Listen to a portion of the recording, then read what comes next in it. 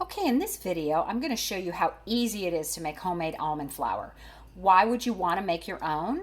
Well, for a couple of reasons. First of all, once you grind a nut into flour, in this case almond flour, it goes rancid. The delicate oils in there go rancid very, very quickly.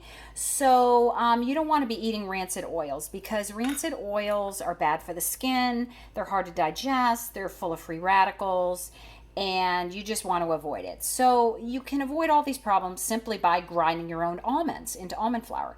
I'm going to be making keto bagels today, so I need freshly ground almond flour. So let me show you what I use. First of all, you do not want to use a grain grinder because, again, the oils in these nuts are going to gunk up the machinery and make a real difficult to clean mess. So I suggest using a coffee grinder. Use a coffee grinder with the attachment that has both of the I don't know what you call them, prongs in there.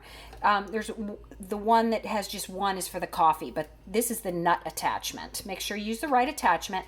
So, and I suggest you grind a half a cup at a time. So I've got a half a cup of sprouted almonds here. Again, I recommend sprouted. They're more digestible than plain raw. Okay. And voila, you have freshly ground almond flour to make your keto bagels or whatever other low-carb recipe you desire.